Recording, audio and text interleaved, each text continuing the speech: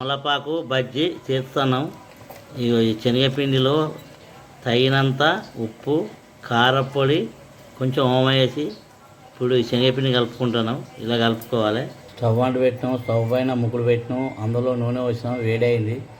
తమలపాకును ఇలా పిండిలో ముంచాలి, ముక్కుట్లు వేసుకోవాలి. తమలపాకు ఇలా ముంచాలి,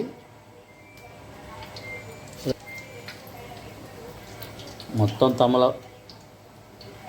తమలపాకులు ఇలానే ముంచుకొని ఇందులో వేసుకోవాలి. ఇలా మధ్య మధ్యలో మర్రేస్తూ ఉండాలి. ఇవి తమలపాకు బజ్జీలు చూడు ఎలా ఉన్నాయో. గోల్డ్ కలర్ వచ్చేదాకా గోలించుకోవాలి. ఇలా మధ్య మధ్యన మర్రేస్తూ ఉండాలి. సేమ్ తమలపాకు బజ్జీ ఎలా ఉందో తమలపాకు లెక్కనే వస్తుంది మోడల్. ఇప్పుడు కాలినవి తీసి వేరే ప్లేట్ వేసుకోవాలి. మొత్తం పిండిని ఇలానే కాల్చుకోవాలి. పాకు బజ్జీలు రెడీ అయినాయి. వేడి వేడి తింటే చాలా రుచిగా ఉంటాయి. ఈ తమలపాకు బజ్జీలు మళ్ళీ కావాలనిపిస్తుంది, తిన్నా కొద్దీ తినాలనిపిస్తుంది. తమలపాకు బజ్జీలు, తమలపాకు ఆరోగ్యానికి చాలా మంచిది.